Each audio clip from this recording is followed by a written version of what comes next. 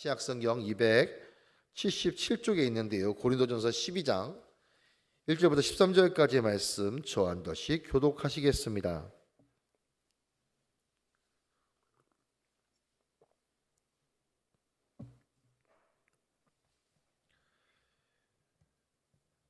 고린도전서 12장 1절부터 13절까지의 말씀, 제가 먼저 1절의 말씀을 읽어 올리겠습니다. 형제들아, 신령한 것에 대하여 나는 너희가 알지 못하기를 원하지 아니하노니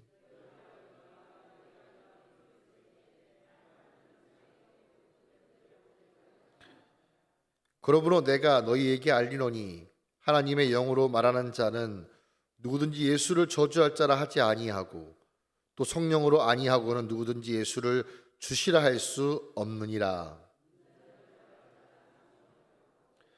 직분은 여러 가지나 주는 같으며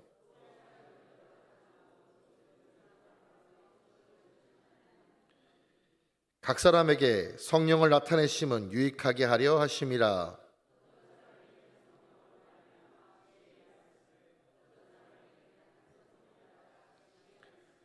다른 사람에게는 같은 성령으로 믿음을, 어떤 사람에게는 한 성령으로 병 고치는 은사를,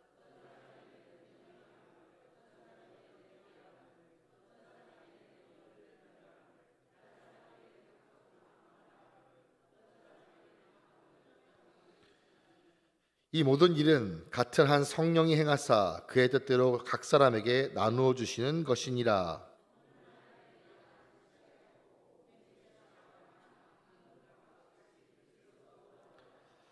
함께 읽겠습니다. 시작. 우리가 유대인이나 헬라인이나 종이나 자유인이나 다 한 성령으로 세례를 받아 한 몸이 되었고 또한 성령을 마시게 하셨느니라. 아멘. 저는 본문의 말씀을 가지고 더 큰 은사를 원합니다라는 제목으로 말씀을 전하겠습니다.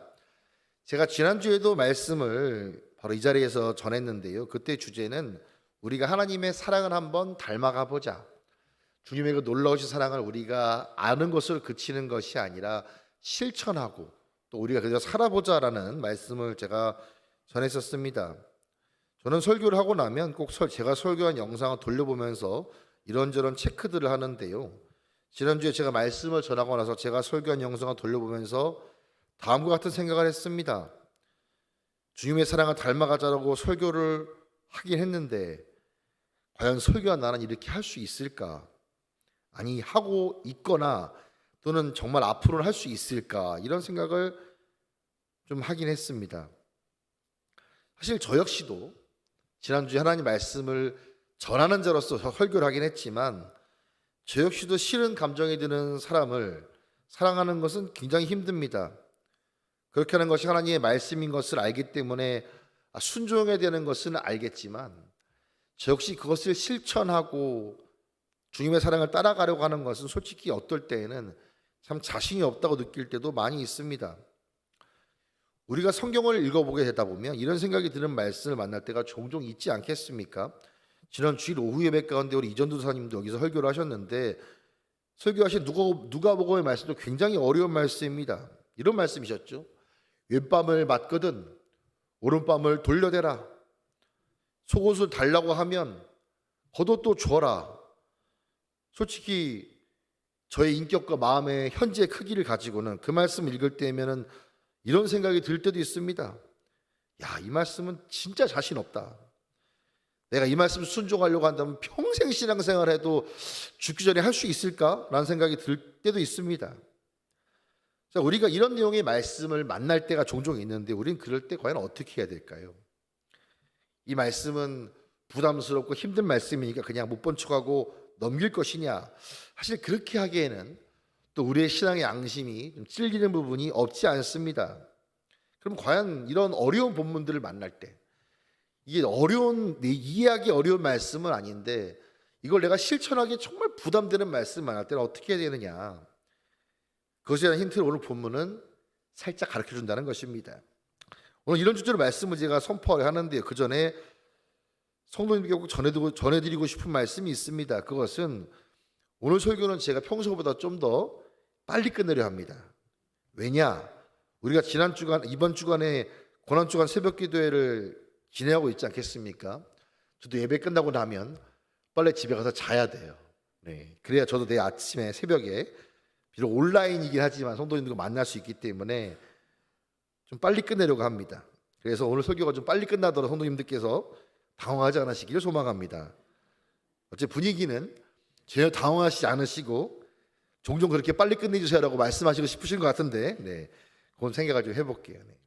아무튼 오늘은 우리가 오늘 본문의 내용을 좀 더 자세히 살펴보기 원하는데, 오늘 본문의 1절부터 3절의 말씀을 다시 한번 읽기 소망합니다. 제가 1절과 2절을 읽어드릴 테니까 3절은 성도님께서 읽어주시면 감사하겠습니다. 제가 1, 2절 말씀 읽겠습니다. 형제들아, 신령한 것에 대하여 나는 너희가 알지 못하기를 원하지 아니하노니 너희도 알거니와 너희가 이방인으로 있을 때 말 못하는 우상에게로 끄는 그대로 끌려갔느니라.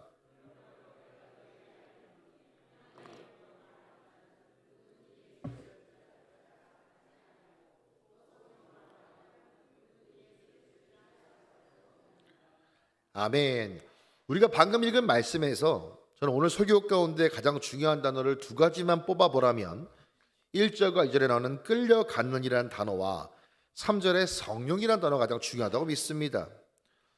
특별히 우리가 방금 읽은 말씀들을 잘 살펴보시게 되면 우리들이 하나님을 제대로 만나기 전의 상태, 그 상태가 바로 어떤 상태였는지를 잘 말씀해주고 있습니다.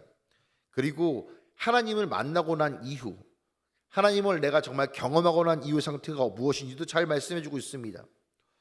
우선 우리가 하나님을 잘 만나기 전에, 하나님을 경험하기 전에 어떤 상태였다고 합니까? 우리가 우상에 끌려 살아갔다라고 말씀하고 있습니다.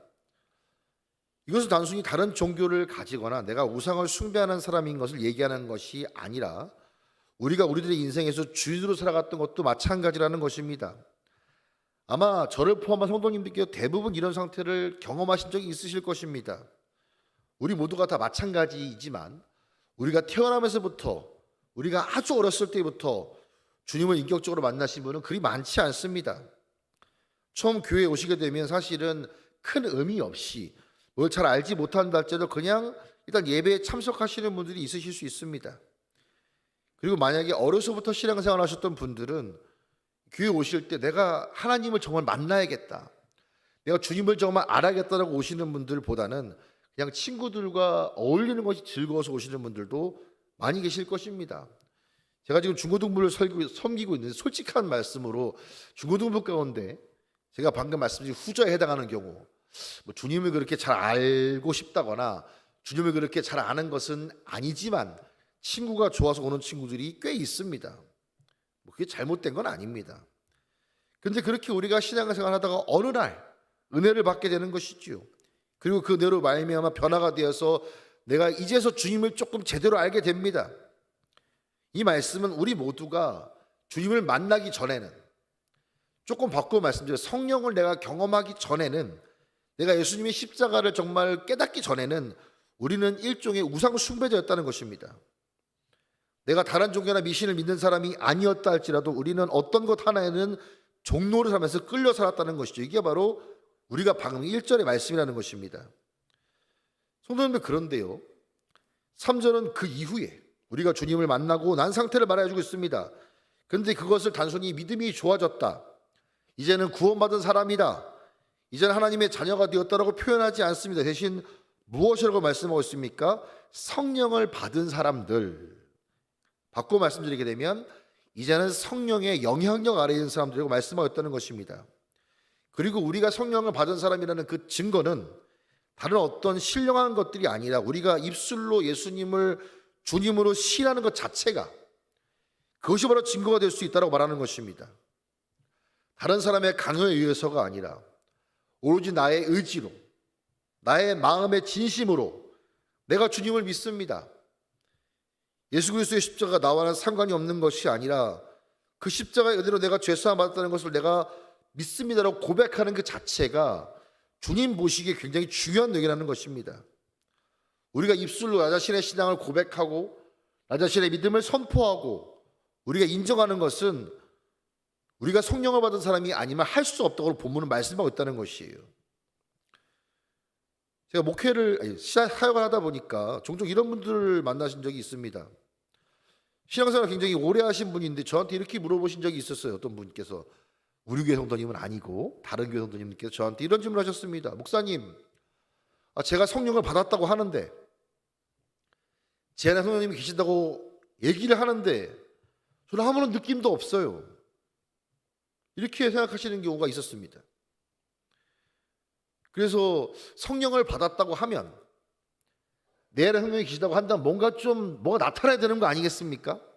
뭔가 좀 신령한 뭔가 있어야 되지 않겠습니까? 라고 좀 답답해하셨던 분들 만난 적이 있는데 사실 그런 분들에게는 오늘 말씀이 명쾌한 답을 주는 본문입니다. 사실 한국교회 역사를 좀 보시게 되면 어떤 교단은 이 성령을 받았다는 증거를 다른 것으로 증명을 했던 교단도 있습니다. 요즘은 좀 그러지 않은 걸로 알고 있는데 좀 옛날에 성령을 받았다면 어떤 교단은 반드시 방언 정도는 할 줄 알아야 된다라고 했던 교단도 있었습니다. 심지어는 좀 심한 말로 이렇게 하는 말도 들은 적이 있습니다. 개도 하는 방언을 사람이 못하냐 이렇게 얘기하면서 좀 심지어는 그런 가르침을 좀 너무 확대해서 가셔가지고 내가 방언을 못하기 때문에 나는 성령 받은 사람이 아니고 나는 구원받은 것도 아니지 않을까라고 하시는 분을 제가 들어본 적이 있습니다. 근데 성도님들 이거는 어디까지나 그런 좀 왜곡된 내용이고요. 참고로 우리가 믿는 합동교단에서는 그렇게 가르치지 않습니다. 그리고 당연히 저도 방언을 할 수 있느냐 없느냐가 구원의 여부를 결정짓지 않는다고 믿습니다. 그리고 일단 제가 이렇게 말씀드릴 수 있는 이유가 무엇일까요? 오늘 말씀이 무엇을 말씀하고 있습니까? 우리 안에 성령님이 계시다는 증거는 그런 방언 같은 걸 할 수 있는 것이 아니라 우리가 진실한 신앙 고백을 할 수 있느냐 없느냐가 갈라놓는다고 말씀하셨다는 것입니다. 혹시 성도님들 가운데 내가 정말 성령님을 품고 있을까? 내 안에 정말 성령님이 계신가를 의심하시는 분도 계시다면 저는 오늘 본문 말씀을 잘 보시면서 확신을 가지신 모두가 되시길 간절히 소망하겠습니다. 그래도 좀 의심하시는 분들 계실까 봐 제가 하나의 근거를 또 대드리고 싶습니다. 에스겔서 36장을 보시게 되면 우리가 성령 받은 사람이라면 어떤 신령한 은사를 발휘하지 못한다 할지라도 본문에 나오는 막 예언을 하고 방언을 하고 영을 분별하고 이런 걸 못한다 할지라도 우리가 성령 받은 사람이라면 확실하게 나타난 증거가 무엇인지를 에스겔서가 말씀하고 있는데 그것이 36장의 26절과 27절의 말씀입니다. 제가 26절을 읽어드릴 테니까 27절은 성도님들이 읽어주시면 감사하겠습니다. 또 새 영을 너희 속에 두고 새 마음을 너희에게 주되 너희 육신에서 굳은 마음을 제거하고 부드러운 마음을 줄 것이며.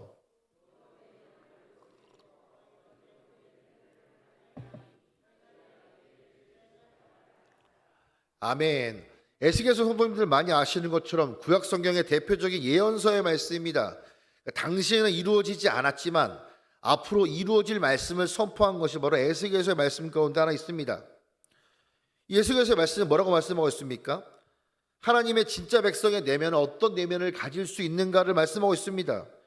바꾸어 말씀드리게 되면 구원받은 사람이라면 가질 수밖에 없는 내면, 그것이 무엇인지를 우리가 방금 읽은 말씀에서 확인했다는 것입니다. 오늘 본문의 내용과 연결지어 말씀드리게 된다면 내 안에 성령님을 품고 있는 내면의 사람이라면 바로 이런 내면을 가지고 있다는 것입니다. 26절과 27절에는 새 영, 내 영이 바로 누구를 말씀하시는 것이겠습니까? 우리가 잘 아시는 성령님을 말씀하시는 말씀입니다. 그리고 그 영을 마음에 품은 사람은 뭐라고 나와 있습니까? 특징이 굳은 마음이 아니라는 것이에요. 여기서 굳은 마음은 무엇을 말할까요? 이렇게 마음이 단단하다, 마음이 좀 강하다 이런 걸 말하는 것이 아니라 죄에 대해서 굳은 마음이 아니란 말씀인 것입니다. 우리가 죄에 대해서 굳지 않은 마음을 가진 사람의 특징이 있습니다. 우리 육체를 비유로 할 수도 있습니다. 성도님들 아시는 것처럼 우리 육체가 피가 통하고 세포가 살아있으면 우리의 피부는 감각을 느낄 수 있습니다. 근데 우리의 피부에 피가 통하지 않고 세포가 썩기 시작하면 의학용어로 괴사라고 표현하는데 그렇게 되면 그 피부는 칼로 찔러도 감각을 느끼지 못합니다. 우리가 방금 읽었던 에스겔서에 나오는 부드러운 마음은 죄에 대해서 찔리는 마음을 가지고 있냐, 바로 그런 내용이라는 것이.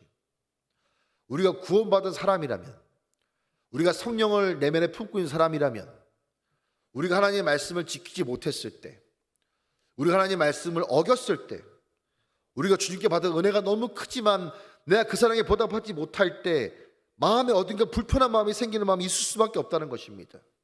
물론 그런 사람이라 할지라도 죄를 안 짓는 건 아닙니다.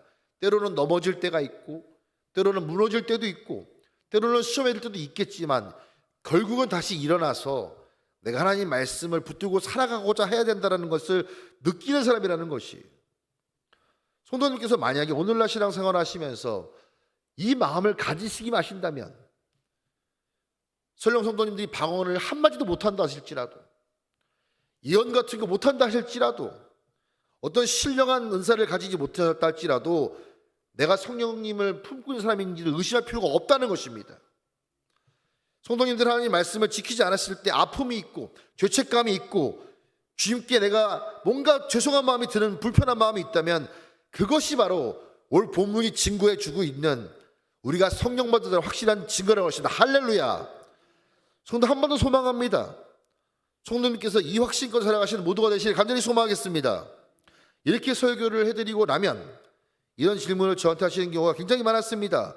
목사님, 제가 성령 받은 건 알겠는데, 제가 그래서 제 마음이 부드러운 것까지도 알겠는데, 근데 저는 왜 변화되질 않을까요? 왜 나는 그 성령님의 능력을 갖고 있다고 하는데 느끼지 못할까라고 하시는 분들이 있을 수 있습니다.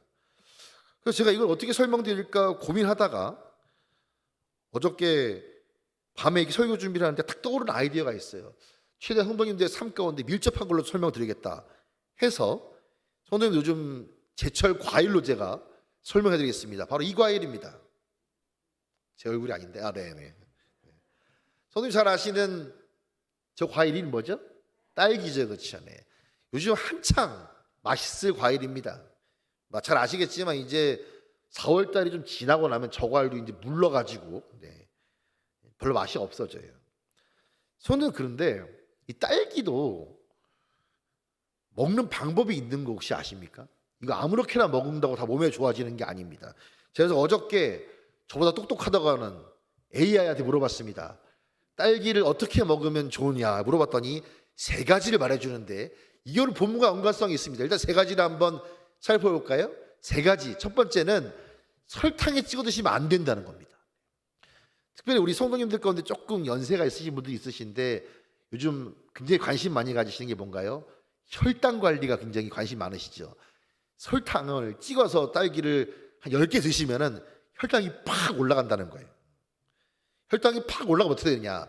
그건 저보다 더 잘 아실 거기 때문에 굳이 설명은 안 드리는데 별로 좋지 않습니다. 또 하나, 이거 사실 저도 이거 처음 알았는데 딸기를 이렇게 잼 만들 때 아시겠지만 이렇게 넣어가지고 설탕 넣고 막 졸이잖아요, 그렇죠? 이게 맛은 있는데 영양소는 거의 없다는 거예요. 왜냐? 이 딸기는 열에 약하대요. 그래서 열에 가열해서 먹으면은 딸기의 영양소가 거의 없다 이렇게 얘기합니다.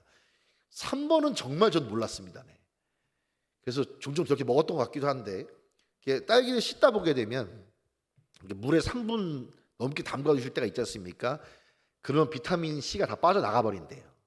그래가지고 어떻게 되냐, 그냥 이렇게 흐르는 물에 잠깐 헹궜다가 꼭지 떼고 이렇게 빨리빨리 해가지고 드셔라, 이렇게 해야만 좋다라고 합니다. 저한테 이렇게 말씀하시고 싶으신 거 압니다. 목사님, 성령님 얘기하다 갑자기 딸기 얘기를 왜 하시는 겁니까? 라고 저한테 말씀하고 싶으시는데 다 이유가 있습니다. 성도님들, 딸기조차도 이 열매조차도 과일조차도 먹는 방법을 지켜서 먹어야 내 몸에 들어갔을 때 피가 되고 살이 되고 능력을 발휘하는데 성령님은 어떠하실까요? 다시 말씀드리겠습니다. 딸기조차도 사실 성령님과 딸기를 비교한 자체도 참 실례긴 합니다만 굉장히 차이가 크지 않겠습니까? 저런 과일조차도 먹는 방법이 있는데 성령님이 우리 안에 계신다고 할지라도 우리가 아무것도 안 한다면 알아서 성령께서 다 알아서 하실까? 그러지 않는다는 것입니다. 성도님들이 진실한 신앙 고백을 하시고 하나님의 말씀에 대한 살아있는 감각이 있으시다면 성령님 마음 가운데 성도님들 마음 가운데 성령님이 계신 것은 맞습니다. 할렐루야. 그런데 성령님이 계신 것과 성령님의 능력을 힘입는 것은 다른 차원의 얘기라는 것입니다. 우리 안에 아무리 성령님이 계시다 할지라도 우리가 오늘 아무것도 하지 않으면, 그냥 가만히 있는다면 우리는 성령님과 함께 사는 것은 가능할 수 있을지 모르겠지만 성령님의 능력 가운데 사는 것은 어려울 수 있다는 것이.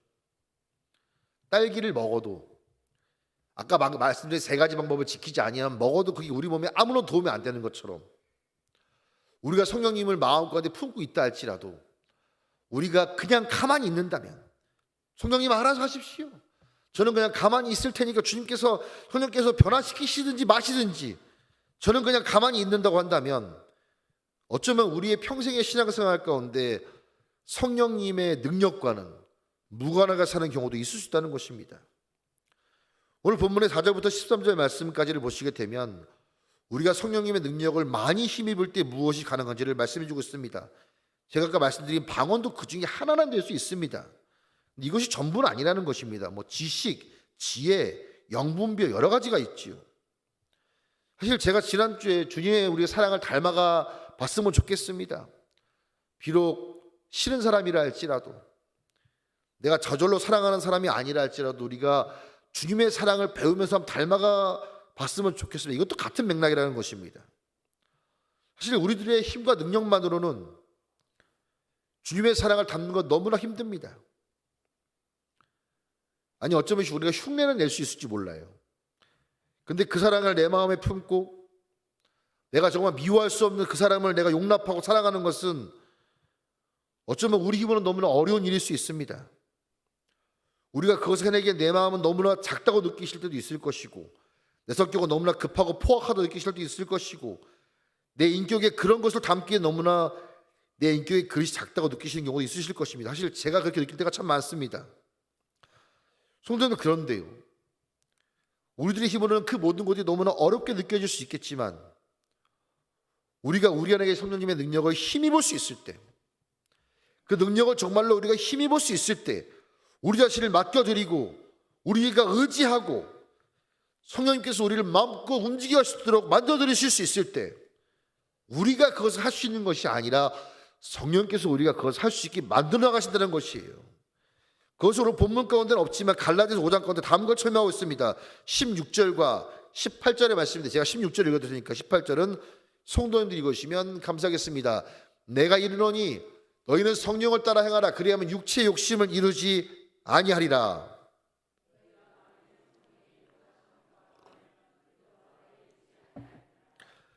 우리가 성령을 받았다는 것과 우리 안에 성령이 있다는 것과 우리가 성령을 따라서 행한다, 성령 인도하심을 받는다는 것은 다른 의미라는 것이에요. 우리들이 주님의 사랑을 닮아가고 성령님의 놀라우신 능력이 내 안에 살아있게 하기 위해서는 어떻게 해야 되는 것입니까? 성령님을 따라가기에 우리가 애써야 된다는 것이에요. 성령님의 인도하심을 받기 위해 우리가 뭔가 애써야 한다는 것입니다. 좀 더 쉽게 설명드리게 되면 우리가 하루를 살면서 순간순간마다 성령님의 도우심을 더 의지하려 할 때 우리 안에 성령님이 더 크게 역사하신다는 것입니다. 내가 어느 중요한 결정을 내릴 때 반드시 성령님의 지혜를 도우면서 구하고, 내가 순종하기 어려운 말씀 앞에서, 우리 아까 읽었던 그런 말씀 앞에서 성령님 내 마음과 성품을 나는 바꿀 수 없지만 내 안에 계신 성령님께서 바꾸어 달라고 내가 간구하면서 의지하는 모습이 있을 때 내 안에 계신 성령께서 역사하시면서 바꾸어 나가신다는 것입니다. 우리가 최근에 고난주간 새벽기도를 하고 있지 않겠습니까? 이 말은 우리가 평소보다는 어쩌면 좀 더 많은 시간을 하나님께 기도할 수 있다는 것입니다.